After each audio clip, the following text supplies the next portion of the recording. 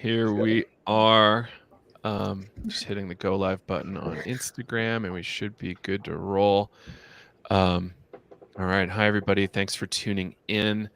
This is Joe Moore, CEO, co-founder of Psychedelics Today. Today on the show, we're going to be talking about a really important issue around, let's call it federal overreach, around the DEA scheduling things that they probably shouldn't be scheduling. And we're joined by attorney Robert Rush, who's been doing a lot of work here, also with a bunch of people involved with SSDP. So let's just do a quick round. Robert, can you give us like a quick intro on what you do? Sure. I'm an attorney, graduate from the University of Colorado Law School. About 95% of my practice currently is working in the psychedelic space, representing a wide variety of clients, from entrepreneurs, the religious practitioners, facilitators, healing centers, nonprofits, etc. Excellent. Tanner, how about yourself? Hi, I'm Tanner Anderson. I'm a sixth-year Ph.D. candidate in the Department of Neuroscience at the University of Kentucky, and I'm going to actually graduate in the next few months and start a position as a postdoctoral researcher at Yale University. And I've been studying psychedelics this entire time, so about 5.5 years, and specifically I study DOI and serotonin and how they induce synaptic plasticity in the brain. Wonderful. And Gina? Hi, I'm Gina. I'm the Director of Strategy and Development at SSDP, and I've been part of SSDP for almost 5 years now. I've been working on the media side of our DOI DOC case, and prior to this, I got my master's in communication, and I did my thesis on how psychedelics are actually portrayed in the news, and I also do a lot of grassroots psychedelic policy work. Outstanding. Thank you. And Brett? Yeah, thanks, Joe. My name is Brett Phelps. I am an attorney in northern New Mexico. Actually went to law school, became a lawyer because I wanted to legalize cannabis and fight against the war on drugs. That's what got me involved with SSDP back in 2014. So yeah, going on 10 years now of SSDP work. Since I became an attorney, for the last several years, I've served as SSDP's general counsel, which is what led me into working on this DOI and DOC stuff. The main bulk of my practice is criminal defense, but I do a little bit of other stuff as well. All right. Well, thank you all. So the story that we're here to discuss today is it seems like certain bureaucrats at the DEA like to have a certain cadence with scheduling compounds, and they're kind of running out of compounds to schedule in the psychedelic arena. And generally speaking, when they want to schedule something, there's a certain level of risk of abuse, and there's a few other things going into play there. But these two molecules, DOI, DOC, they're not really very commonly used. I've never seen them available in any markets. I've been trying to buy drugs for a long time, and I just don't see them.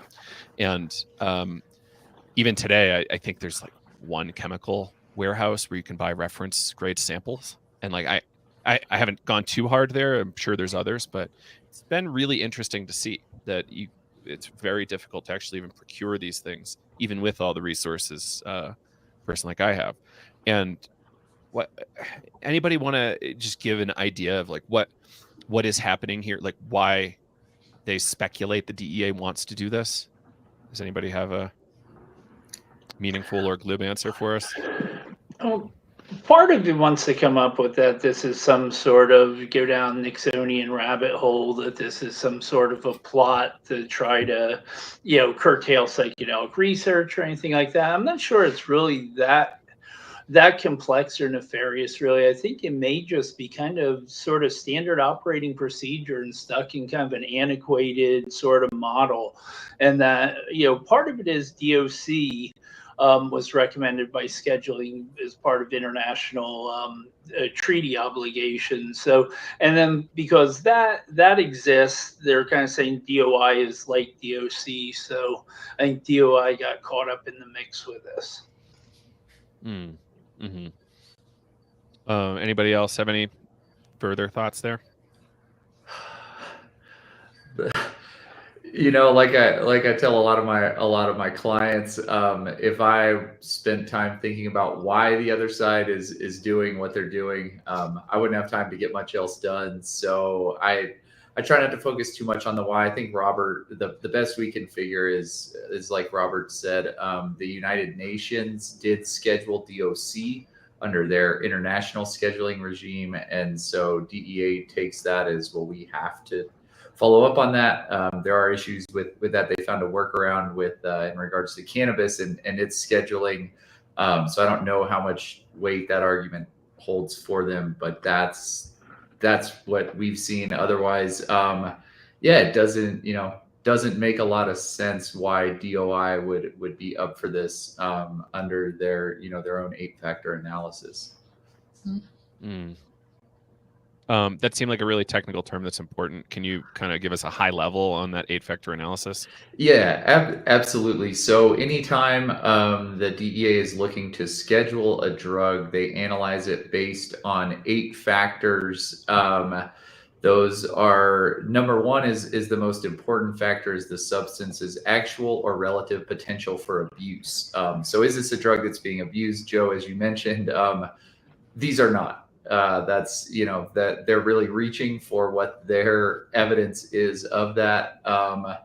And then and so that's the number one factor, obviously the most important for when drugs are scheduled. 2 is the scientific evidence of the substance's pharmacological effects. So do we know how this drug works? A lot of times when new drugs are coming out, stuff that's getting sold over the counter at gas stations, we don't know how it works, and that's a big concern for it being scheduled.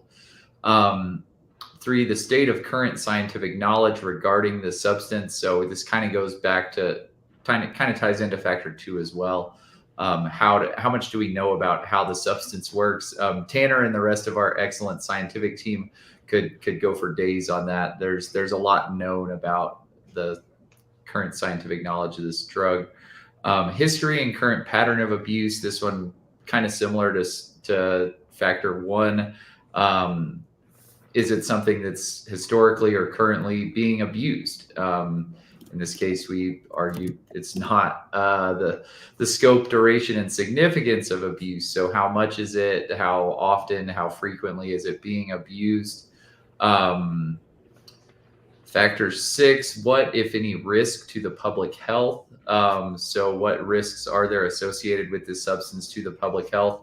That's been one that we've kind of flipped on its head and said that by limiting research into this substance and the potential benefits that it has, that actually creates a risk to public health by limiting that research and the potential benefits of DOI and DOC.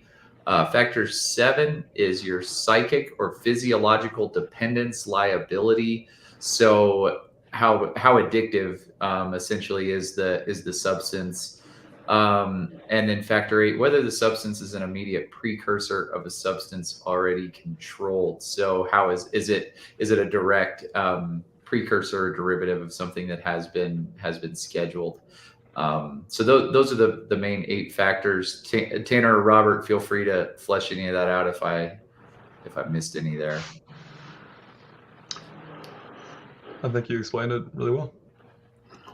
Yeah, and you look at those factors too, and they're kind of vague, and they're subject to interpretation, which allows a huge degree of latitude, which kind of, enables the DEA to continue down this path of scheduling in conjunction with, HHS, and I mean, the DEA admits that there's no diversion, that these are available for research from a few chemical suppliers that have controls in place, making sure they go to academic and legitimate research companies, and they admit there's no diversion. So it really is strange. And Tanner, I'm curious from the research perspective, how would a scheduling of DOI impact researchers like yourself? It could be devastating for most labs that do this kind of work, I would say. So in academia, at research institutions like at universities, you can apply for Schedule 1 licenses. But that process is expensive and really time consuming. And NIDA has been saying that they've been trying to expedite this process for a while now, but our lab is like still almost there apparently on getting our Schedule 1 license, and we've been trying for almost a year. And luckily we have like the funding and time and whatnot to be able to do that, but a lot of labs don't. So if this would have happened, luckily I'm towards the end of my PhD, but if it would have been scheduled, somewhere in the middle, it'd be devastating for my project. I would have done years of work and not really been able to quite publish it because it's unfinished, and it would have had to just pivot and study something else. And for those with the question on hand, like, why is this molecule important? Like, can you speak to why DOI is a really important molecule for research?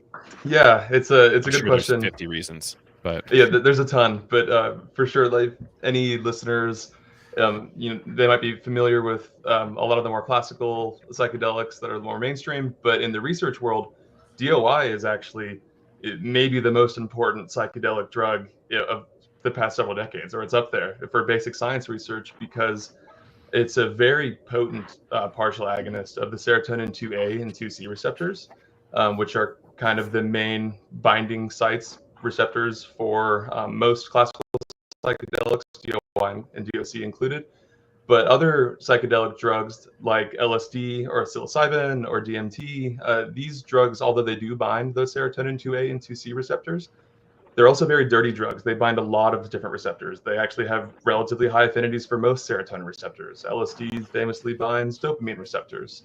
So if the main mechanism of action for psychedelics is these two serotonin receptors, it makes sense that we should be using drugs that hit those targets without hitting off-site targets, so we can truly figure out the mechanism of what these receptors do once they bind the drug to neuronal signaling within the brain.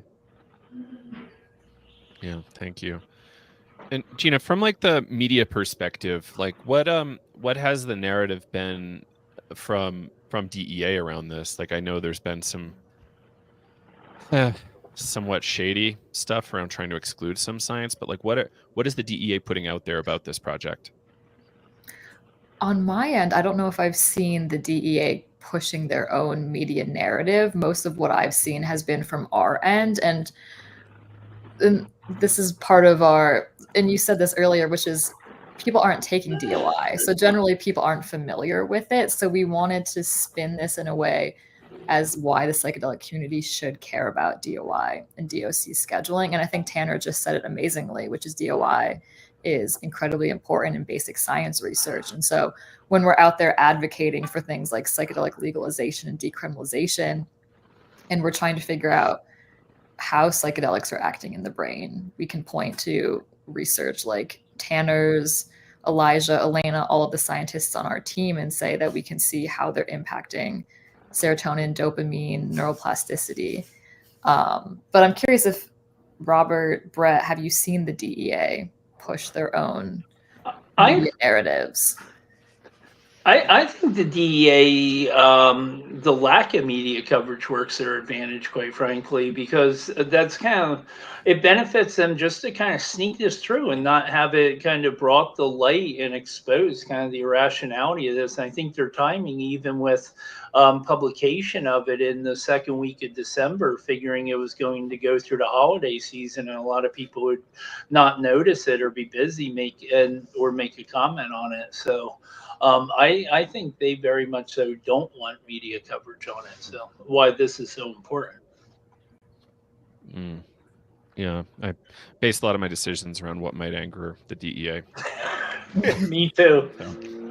So Gina, from like the SSDP's perspective, like why does SSDP want to be involved here?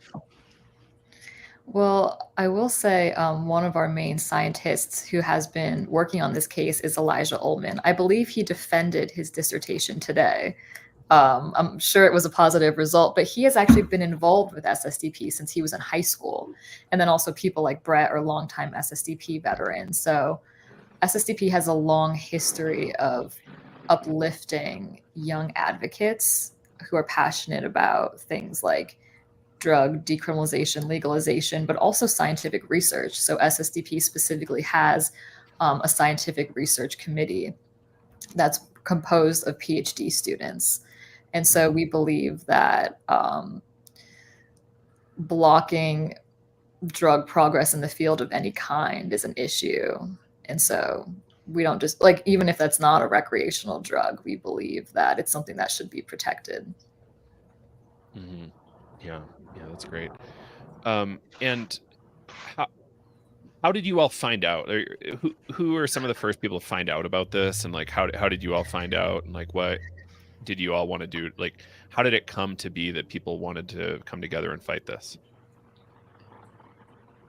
Robert, I say you take this one first because you were in on it before any of us.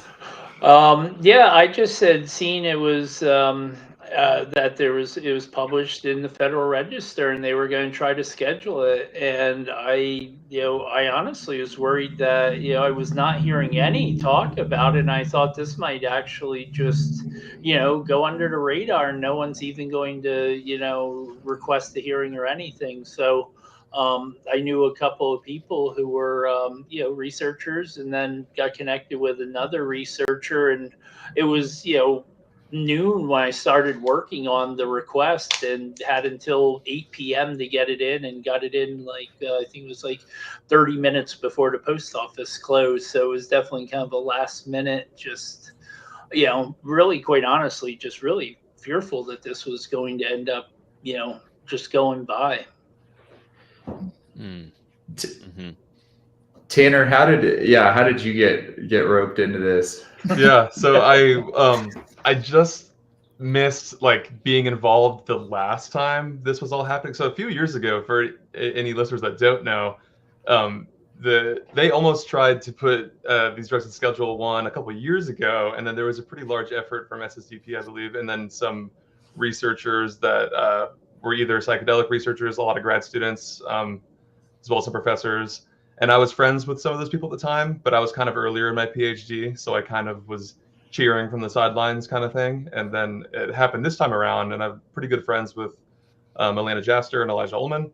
And just meeting through conferences and talking with them, I got brought on that way.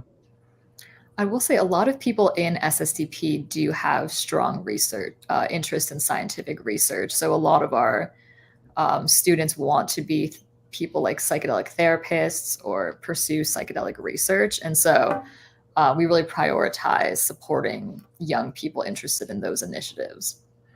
Mm. Yeah, exactly. And that's why I was super excited to get on board with this. It kind of just fell under my general counsel duties. I got the call from Kat Murdy, our executive director, said, "Hey, we're putting in this request for a hearing. Do you want to help out with it?" And I had no idea how DEA administrative scheduling worked. I had never heard of DOI, but if it sounded like something that was definitely in line with the SSDP mission and what I'm happy to be doing, and why I'm proud to be their general counsel. And I just said, yeah, let's do it. And talked to Robert soon afterwards, and we've been figuring out as we go ever since. Robert, can you speak a little bit about the scenario where the DEA has been trying to block expert testimony, scientific testimony onto why these drugs are important? Is this typical of them, or is this something that's novel here? It's fairly typical of the DEA to try to do something like this. I mean, it's kind of legal strategy. You're going to try to exclude the other party's witnesses or testimony if you can, but it's just really troubling that, these are the top psychedelic scientists in the world, and to just kind of state that their wisdom and knowledge with this issue is irrelevant, which is what they argued. And they also, made a strong argument, or tried to, that, harm to research is irrelevant in considering scheduling drugs. And I think that should be a horrifying statement and a horrifying position to take to, not only people interested in psychedelics, but, people who have a commercial interest in the space also. Fortunately, the judge did not see it their way, and also kind of with changes in some of the law, we also kind of argued that their interpretation, the interpretation that was applied based upon some prior case law, is no longer really the best reading of the statute, and the judge should, you know, take our position. And fortunately, he did agree with us on that. And just to be clear, the two biggest ones that they were trying to exclude was Dr. David Nichols and Dr. David Nutt. So even people that, you know, the listeners out there who aren't necessarily familiar with DOC or DOI, those are like the OGs of psychedelic science and research. And yeah, for the DEA, they didn't really have much substance to it. They just kind of threw a paragraph in that said, oh, these guys are irrelevant. Who cares what they have to say? Basically, which again, you know, is almost offensive to anyone who's familiar with this space. I'm glad you brought that up because I was shocked when I read that part. So, I mean, I understand it's a legal case, so you want to spin it in your favor, but it was shocking to me to exclude the main people who even know about DOI and DOC because they've been studying it their whole career. It's just paradoxical. And so I think it speaks to a larger issue about trying to suppress open scientific discussion. And then on another note, I mean, we're all aware of the FDA's MDMA decision this year. And so it further surprises me that feedback we're getting from regulatory bodies is that they would like to see more psychedelic research, and then for the DEA to in some ways suppress that for DOI and DOC is perplexing. That's important. So what did they give a reason for trying to exclude David Nutt and Dr. David Nichols? Yeah, give me 1 second and I can just read it to you straight from the filing. I believe it essentially was irrelevant, is what they're, let's see.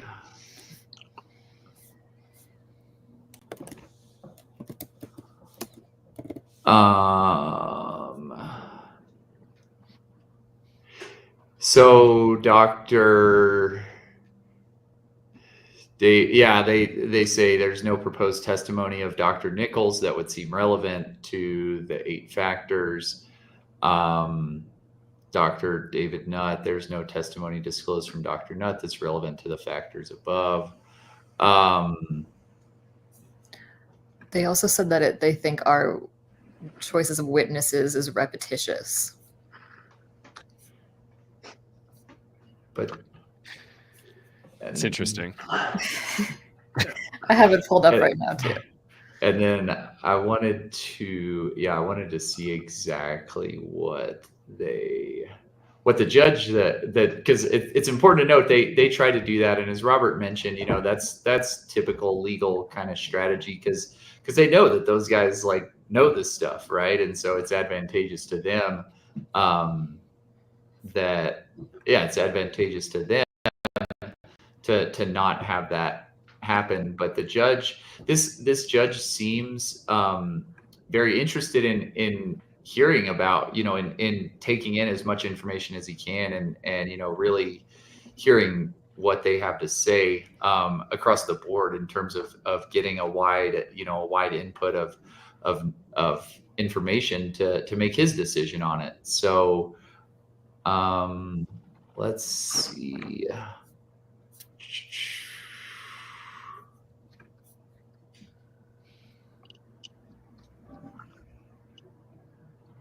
I was looking to see. And anybody feel free to jump in when we have a little downtime, but this is good info. Well, one of the really surreal issues that, or fact that I see there is that their top scientist who's arguing the science on why this drug should be scheduled is Dr. Carbonara, who comes from Roland Griffith's lab at Johns Hopkins. And you know, and she's like arguing this point, which is it's just really strange that someone from that space now would be attempting to, you know, curtail and limit this. And oddly too, Dr. Nichols, you know, they're trying to exclude one of her pieces of evidence, a paper she's citing, is from Dr. Nichols. So I don't. It's bizarre that you would call that irrelevant, but I think it's important to note that while the filing did say they would include all of our witnesses, all of the testimony may not be on record, which Brett and Robert could speak more to. Yeah, what does that mean? Well, everything that's going to be that's going to be presented at the hearing will be on the record. That may be referring to they gave some reference documents that they said we're not intending to introduce these articles, but here's our background on them. So they provided them as background information. But everything that comes out at the hearing next month will be on the record for sure. Interesting. So, is there interest in molecules like DOI, DOC, or those molecules specifically becoming productized in some way, medical or otherwise? What do you think, Tanner? I mean, they might try to argue that, but I certainly don't think so. I mean, there's been other spaces that are, I guess, adjacent to the psychedelic field. I guess I'm thinking specifically like in cannabis, where like once things like recreation and research started kicking up, there were all sorts of like other drugs that were developed of synthetic cannabinoids, and this kind of spawned like another whole can of worms. So that there might be some that try to argue something like that might be possible in the psychedelic space, but these drugs have existed for decades with no evidence of them being abused or even really available to like 99% of people, unless you're like a chemist yourself that could make it or something. Well, don't they last 36 to 48 hours in humans? So yes, it's not really ideal for most people to take anyway. Definitely. And the very few trip reports there are on DOI and DOC, especially in things like Shulgin's P-Cal and whatnot.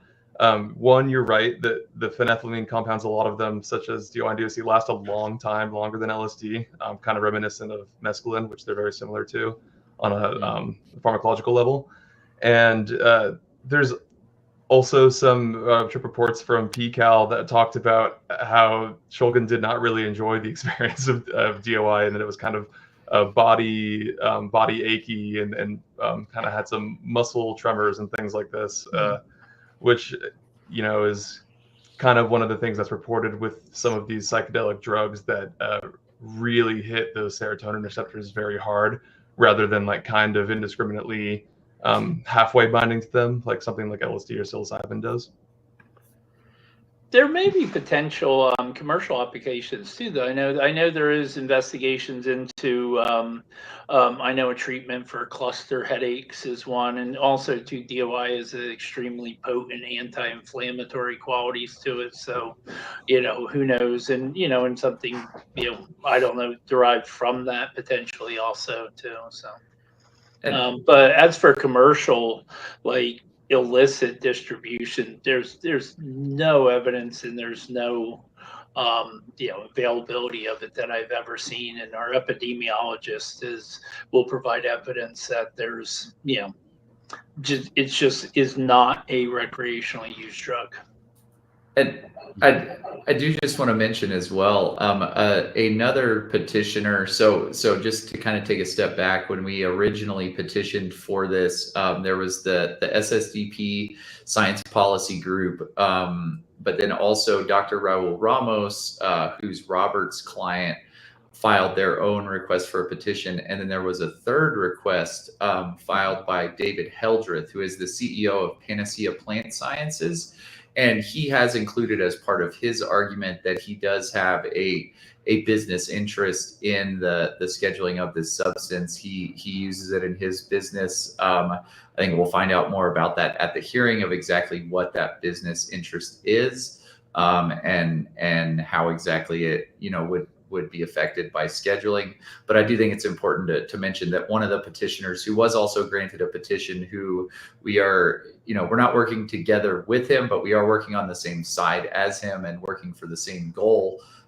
He has specifically mentioned that he does have a business interest in this, so we'll find out more about that at the hearing. Great. So how is this kind of joint effort that you all are working on kind of coordinated? Is there much coordination beyond that? So between us and Robert and Dr. Ramos, yeah, we have been pretty much working together on this from the jump. Me and Robert are both solo practitioners, so we're definitely stronger together than either one of us trying to do this on our own. So our filings have been joint filings on behalf of both parties. We are working very closely every day. Mr. Heldreth and his Panacea group have been on their own. So we'll be assisting somewhat with him through the hearing. But essentially it's been our group that I would say it's been very closely intertwined. Dr. Ramos, he also was a signatory on our petition as well, but then did his own. So we've been really working very closely together from the jump, with just a little bit of conversation with Panacea as it's been going on. And on top of that, we have about 10 scientific witnesses that'll be testifying. Can you speak about that a little bit, Gina? Yeah. So I know, so Tanner is one of them, Elijah, Elena. Some of our witnesses will be tuning in virtually to testify. And then, like we mentioned, Raul Ramos, who's working with Robert Rush. And so some of these people are currently PhD students or they're postdocs who have worked with DOI and DOC. And so, as we mentioned, part of the reason some people are so passionate about this is because it would impact either their current work or what they're planning on doing in the future. And so I guess for people that have worked in research labs before, I have a history of working in research labs also. You get funding for, let's say, a set amount of years. And so you're kind of setting up your entire, when you're choosing what you're doing your PhD in, you're almost sort of signing up for what the rest of your career is going to be based off of. And so in the scientific community in particular, it can have, as we mentioned in the filing, it provides research harm. And that's one of the elements of this case, is that it is harming not just the progress of psychedelic research, but people's careers that are associated with it. Yeah, that's a big deal. Yeah, through the rumor mill, I've been seeing a lot of kind of provisional science not published yet around these molecules, and I'm finding more and more that I'm finding a lot of hope in these stories around these molecules, and I think it's gonna, if we can keep the research going and funded here, and obviously the Fed's increasing the amount of spend required from labs is not awesome. If that's what's going to play out here, like we really just need almost like hyper-funded science. And it's really kind of tragic we don't have that. And, Tanner, you live that every day, right? You're like, okay, like what, I don't know you or your story, but I understand it's a common plight in science. Like, where do we get the resources we need to do this stuff? And yeah, I do a lot of work with Psychedelic Medicine Coalition, and that's our goal, is to unlock lots of science funding from the feds. So I hope we can actually start getting basic science questions answered, not necessarily by industry, but by unaffiliated, non-industry related researchers like yourself, Tanner, which I would really appreciate seeing a lot more folks like you getting all the resources they need. I appreciate that, and I'm glad that y'all brought up the funding aspect of research, at least for like those of us in academia at academic institutions, because when this case first came up, I felt almost like surprised and a little betrayed, because I have a very competitive, difficult to acquire grant called an F31 from NIDA, specifically to study DOI for its potential therapeutic outcomes and the mechanisms that underlie these in a neuroscientific level. And I know that the DEA is a completely different government institution, but it just seemed kind of backwards and taking a step backwards in science, and maybe even just waste of time and money to for NIDA to realize, hey, psychedelic research is important. Let's fund those that are working with DOI, and then to have another institution try to take that away from me. I mean, if this would have gone through during my PhD, then I would be funded to study DOI and not able to study DOI. Yeah, and that would be not great. No. So how are we all feeling? Like, Robert, what's your take on how well prepared the are we calling this the defense is?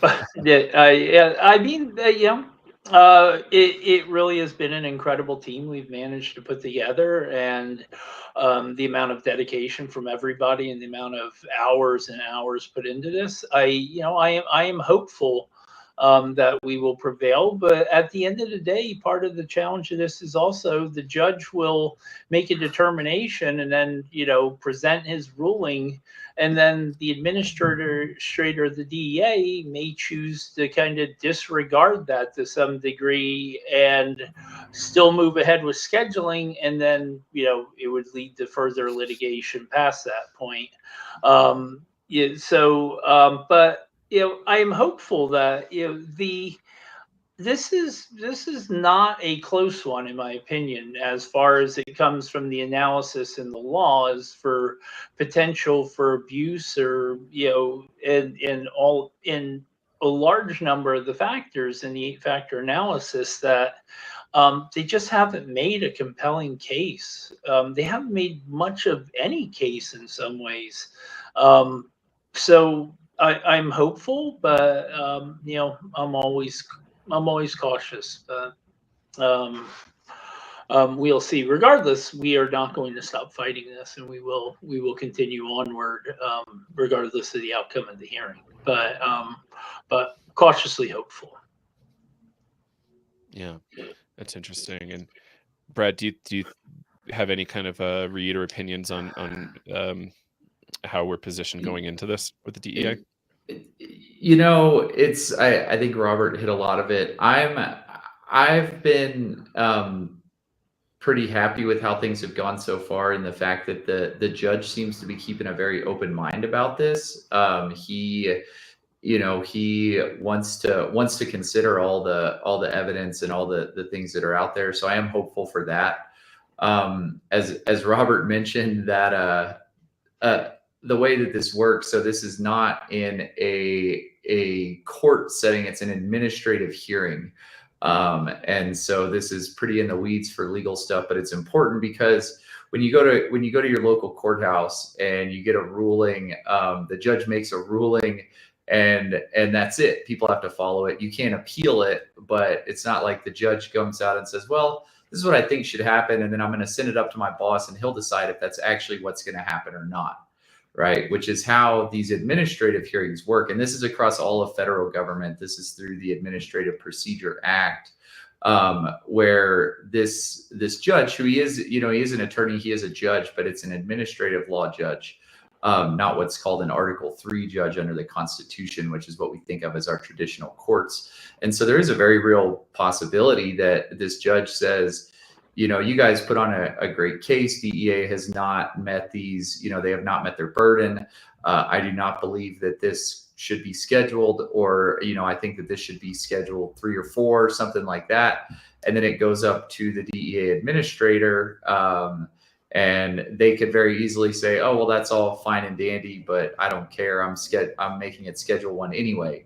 And they are allowed to do that under the Administrative Procedure Act. Now, because of some recent Supreme Court cases, that's going to be that if that type of thing was to happen, it's going to be much harder to defend when we can then take it into an Article 3 court, or your more typical litigation court type proceedings.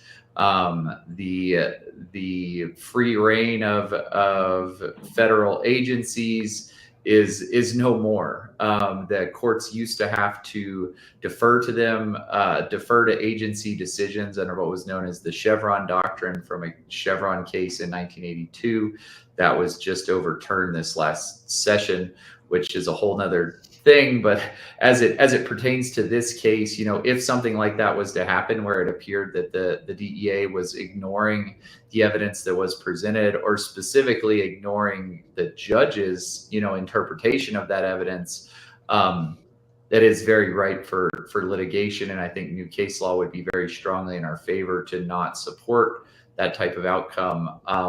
But that's all way down the line. That's all pretty speculative at this point. The bottom line for this hearing coming up is that I know that our folks know what they're talking about. They are the best in the world at this. They know more about this stuff than anyone out there. They have the hands-on experience. And the bottom line is, like, these drugs aren't being abused. They're not even being used outside of laboratory settings. It's not a recreational drug. It's not something that people are seeking, that are selling.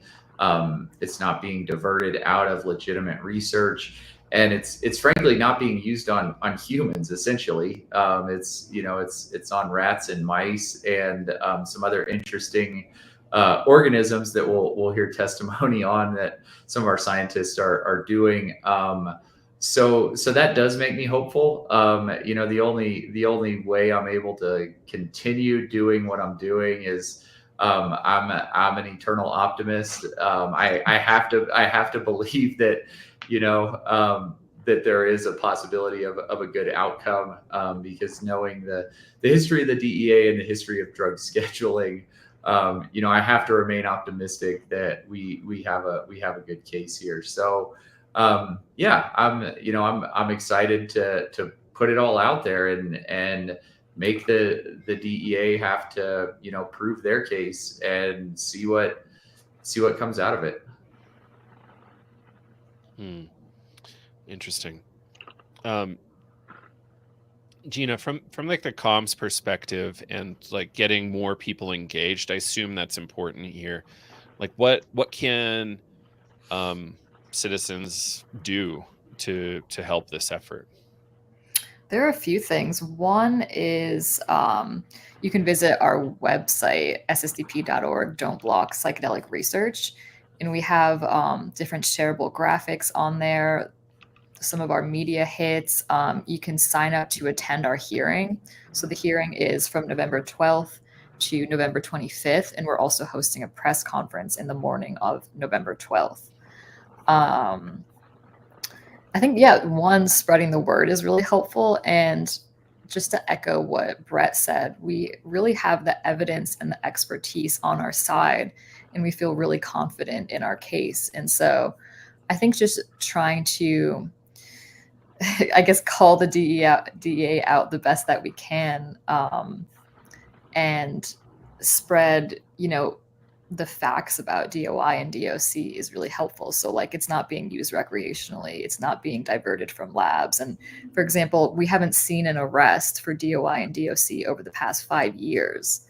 So why this is even cause for concern for the DEA is sort of questionable.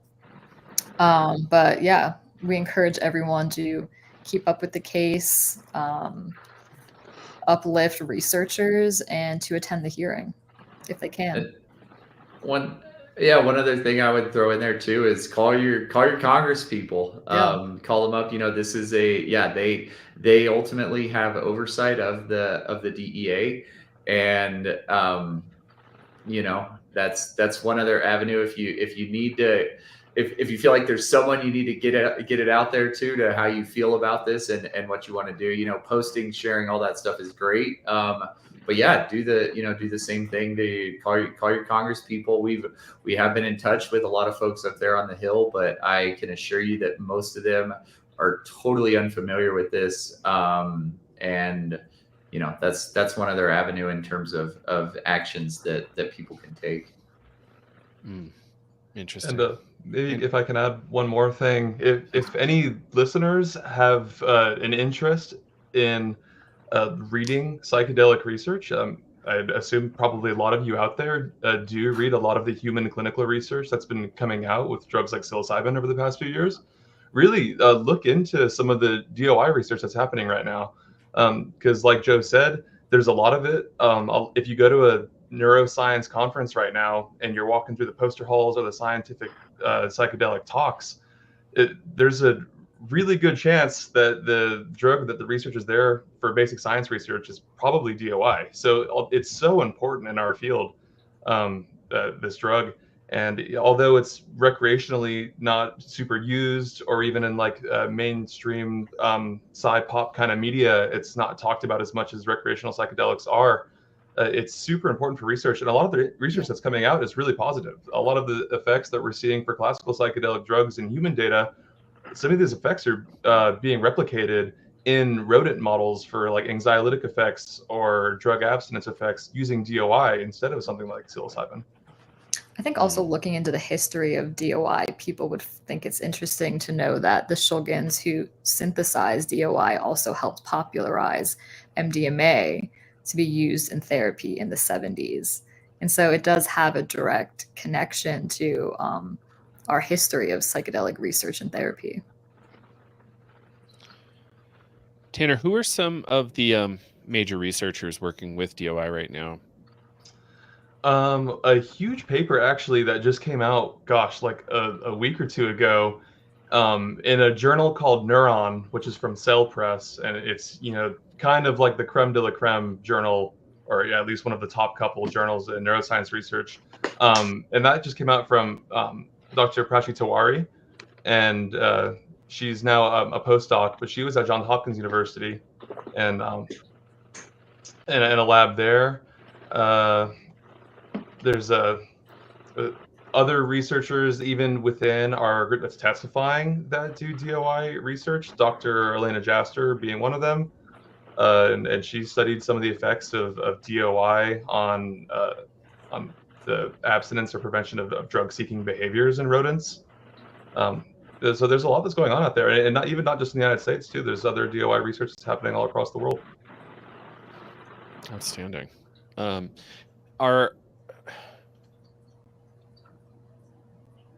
I guess how could this play out? I imagine there's two ways, like when the ruling is made, right? It's either scheduled or not scheduled, right? And then there's potential room for appeal from both sides. Is that right?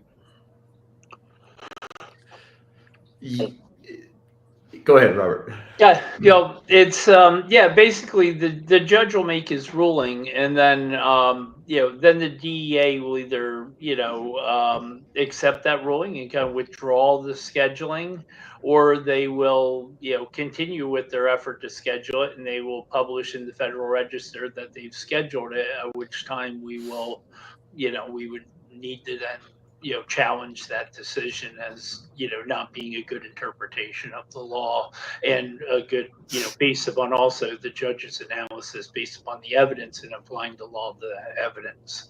So that would be kind of either the two outcomes: either they don't schedule it or they do and we continue the fight. Is how it's going to go down. And just one little caveat on that, it's proposed right now as Schedule 1, which would have be the most restrictive for our researchers. It could end up somewhere in between, where it's scheduled in a lower schedule, which then is just kind of option number 3, that is not exactly what either side is asking for, that it comes down somewhere in the middle. Which then it's kind of a decision amongst our team on which way to go on that. I think obviously if the judge says no, we don't think it should be scheduled, and DEA administrator says no, we agree, we don't think it should be either, then we're done. If DEA goes to Schedule 1, then we're obviously going to be looking at that at the district court. If he comes back and says, we'll go to DEA comes back and says, we'll go to Schedule 4, something like that, then I don't know. That's kind kind of a gray area that we'll have to discuss and determine which way to go. I see Tanner kind of, yeah, but we'll decide. Yeah, we'll decide that. But one important thing to note though is that when this hearing is done, the judge may issue a ruling from the bench. That's not unheard of, but it is probably unlikely with the amount of testimony and evidence that's going to go into this, and with the amount of time and thought he seems to be putting into this. So we'll get a decision from him sometime after that, and then it will be some amount of time before it goes from him up to the administrator to then make a final ruling. So timeline wise, that could be a matter of weeks, months. We don't really know. Once we're done presenting our case, we don't know how long it's going to take DEA to then do anything on it. Robert? This is also some degree uncharted waters too. I mean, we don't have this type of hearing and stuff occurred with like MDMA, and there's only been a very small handful of these type of hearings that have occurred since the passage of the Controlled Substances Act. So and also with the recent changes in constitutional law, this is really, we are in uncharted waters here.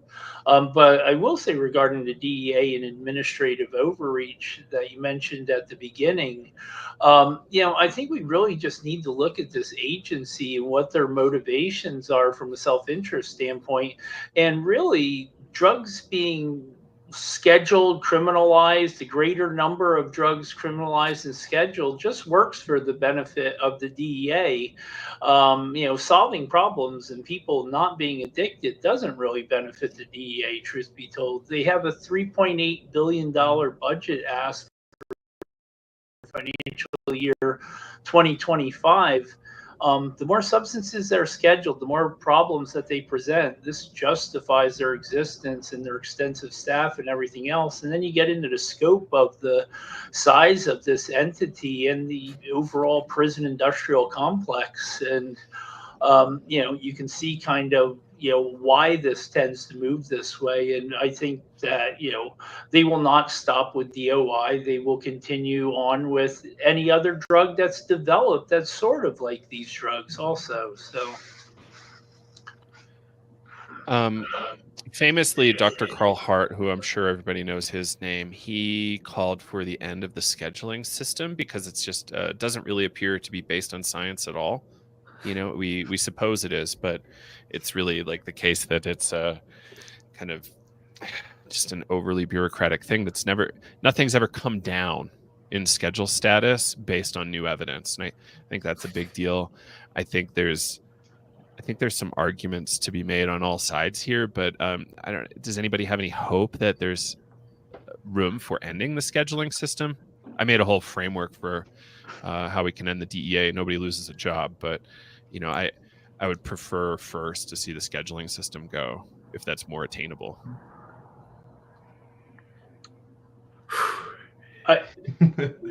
Yeah, I mean, I definitely agree with you. Philosophically and legally, as I've gotten involved in this case and really diving into how it does work and seeing how it's being practically applied, in this case in particular, I agree. I think the means to doing that, man, that's above my pay grade, I guess. But I'm open to any ideas to how to make that happen. Well, I think part of one of the problems you have too is just our current political environment. I don't know how you do any sort of sweeping changes on the Controlled Substances Act in our current political environment, and the lack of cooperation on much more sort of centrist type of issues and stuff. So, I don't see hope. I mean, it is an utterly bizarre system where, cannabis is Schedule 1, but cocaine is Schedule 2 because there is a limited medical use for it in certain circumstances. So, go figure. And echoing what Joe said, that's why also through SSDP, we're advocating for descheduling cannabis on the federal level as opposed to rescheduling because of still how prohibitive it would be. Is there hope there? Like I keep seeing like, it's a worthy project regardless of hope or not, right? But like one of Biden's primary campaign promises was, I believe, legalization of cannabis, which is very different from what's being executed on now, which is a descheduling, as you said, right? So, Gina, what you were saying is kind of like totally removing it from the schedule. Yeah. I think it will, to a degree, depend on the results of our election.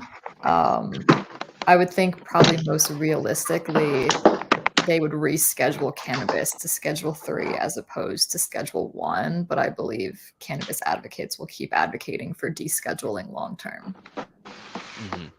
And just kind of on that note, they're going to be having a similar hearing as what we are going through now with DOI. It went through the same process in regards to the Administrative Procedure Act and how DEA announced the scheduling. Now, what that hearing is going to look like is anyone's guess, because there were hundreds and hundreds of requests for petitions or petitions for hearings. It's been a lot for us to wrangle our 15 scientists and 3 parties to work through it, to see how they're going to handle doing that with petitioners on both sides as well, right? In the cannabis one, there was really on all levels. I think there was people in support of that thought it was good, people who thought it didn't go far enough, and then people also requesting hearings thinking that it's madness to loosen it up at all, that want to see it remain in Schedule 1. So while on paper it's going to be the same hearing that we're having, it's going to be very interesting now that we are going through it to see what that practically looks like. SSDP was a petitioner on that. So we will probably be involved in some way, but I imagine there's folks over at DEA right now trying to figure out how are we going to have this kind of hearing with this many people and interested parties. Like, is this common in drug activism, where like the courtroom's kind of flooded with activists, like too many people are interested in it? Not really. I think cannabis is kind of its own beast, especially with the commercialization in the last 10 years or so. There's so much more money interest. I think it's very unique in that sense that we've been working under this legal fiction of like state legalization and all that. It's very unique, and it's just such a more widely used substance. So yeah, I wish there was lawyers clamoring to get involved in the DOI and DOC stuff. But I think for most drugs and substances, it's much more like this. I think cannabis is probably an outlier. I guess if alcohol was to suddenly come under some type of scheduling regime, you'd probably have something similar, just because of the public prevalence of it. But I think cannabis is probably unique to other substances just in that sense. Mm-hmm. Gina? I was going to say, generally for some of our advocacy days for substances like psychedelics and cannabis, we can have dozens of people, upwards of 100. They generally aren't leading to court cases such as this, at least in my experience, but I'm not a law or government official. But I do think that, and this is a main function of SSDP, is how we can, one, make students aware of our flawed drug laws, but 2, how can we uplift them and provide them with the resources to be advocates and advocating for their own sort of bodily autonomy and the injustices of our drug war. Mm-hmm. And I'm personally looking forward to the scheduling hearing that's coming up, depending on what it looks like. And I will be working with SSDP in that also, and it's we have a lot of lessons here, hopefully, that we will be able to garner from this and hopefully apply to that. And I know the whole process going through it now has taught us a lot that we're, going to be able to lend to that. That's excellent. How long will the hearing be? I heard some rumor it might be 9 days long. So our hearing is scheduled from November 12th to the 25th. So they set aside 10 days for hearing and testimony, but the 11th is Veterans Day. So we have to start on a Tuesday, which means we'll go Tuesday through Friday. And then the following week, we'll go Monday through Friday, and then we'll come back for one more Monday day the next week. That's how much time has been allotted. We'll see where it actually goes with the testimony. But yeah, it's currently slotted for that, which I was tangentially involved in one similar 2-week-long trial, but this is a whole nother kind of beast for sure. Far beyond what most typical court hearings and trials go.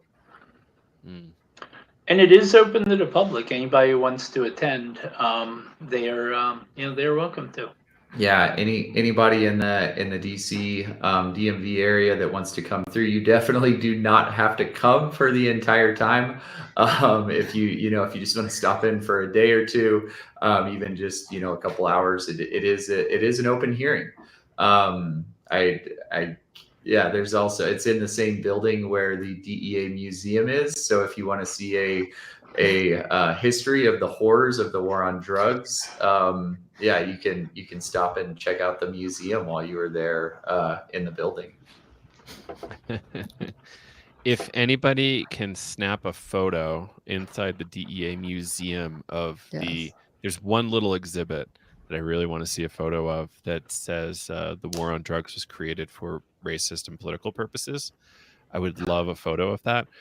It was closed my last time in DC, I believe, so I wasn't able to get there. And so this is it's in Alexandria, or is it in DC proper? Yeah, it's in Alexandria there, right across the river. Exactly where the museum is, and close to the Arlington Cemetery and the Pentagon, and over on that side of the river. Excellent. Tanner, will you be attending? I will be. I can't attend for the entire time because it's a very long hearing, and I'm trying to finish my dissertation and wrap up some papers right now. I have to be in lab, but I'm going to be there for a few days towards the end of it. Some of the grad students that we have that are a little busy, we're kind of staggering ourselves, so that way at least one of us is always there. So I think I'm getting into DC on the 20th. Excellent. There's going to be a journalist in attendance, Jack Gorslin, who's been writing a lot about the Massachusetts efforts on Question 4 and legalization there. It should be interesting. I'll be following his coverage. I wish I could have him do it for us, but I'll just have to watch him remotely. This should be really interesting for those people who are really curious about how does federal law work? How do these bureaucratic institutions work as it relates to really complex, actually in this case, not a very complex issue, but something that we really need to be paying attention to is the government, and is it doing the right things based on science, and ethics as well, right? And where we can make a dent, we should. And imagine if we had a science-based drug policy. Imagine. That's what SSDP does, man. That is what we imagine, absolutely, and that's what we're trying to put into practice every day, from local all the way up to the federal, all the way up to the UN. So yeah, we are very much in the business of imagining that possibility. It sounds so simple at first. Imagine if we used science-based evidence to put the dangerous drugs higher on the schedule than the ones that are not dangerous. Sounds sensible. Yeah. Well, that's the framework with which I think David Nutt was able to fund that drug harm scale study that got him fired, right? So, if we want our jobs, maybe we don't want that. But I think it's a really good thing to do, is consider, what are the relative harms, and perhaps we should focus on safe supply and education as opposed to incarceration and other forms of punishment, including forced ignorance. Yeah. So anything else we want to say about this project that we didn't really get to fit in yet? I just thank you for bringing this, to your audience's attention. This is while it is, a substance that not many people are familiar with, it is critically important, and there's a lot of good work going on that, because it doesn't have, the recreational value to folks, is kind of ignored, but it's just a very important thing. And I really appreciate you taking the time to bring us all on to talk about it. I encourage anyone to come out and check it out and come support SSDP and all these great scientists. Yeah, we're really thankful for our team. Thank you, Brett and Robert, as well as our team of scientists. And like you mentioned, if anyone would like to know the updates of the hearing, Jack will be reporting for Psychedelic Alpha. And people, hopefully they will, pay attention and focus on really, what government agencies are doing, the DEA and other agencies also too, because, there's been kind of, unbridled, authority in some ways often, and, price of freedom being eternal vigilance, Jefferson's, I think that's apropos here. I grossly misattributed that to Harry Potter 2 days ago. Mad-Eye Moody, I think. But yeah, Jefferson's a better citation. But yeah, okay. So where are SSDP kind of hosting this data, Gina? Is there like a portal where people can follow it, or do you think Psychedelic Alpha is probably going to be covering it the most closely? I think Psychedelic Alpha will be, yes, covering the hearing the most closely. We'll provide our own updates, but I think Jack will go into the most detail for the case. Great. That's excellent. Yeah.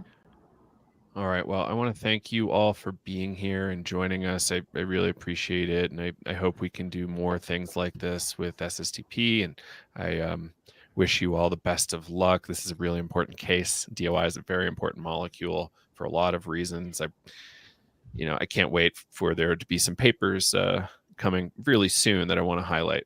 There's some astounding information coming very soon from DOI that's I think going to shake a lot of people up and make you understand even more why it's important. And Tanner, let's when you have some data published, let's get you on the podcast. Yeah. I want to talk about your work and try to explain that to the audience. Just had a paper come out 2 months ago. All right. Part of my thesis project. Perfect. Let's do it. That's great. Yeah.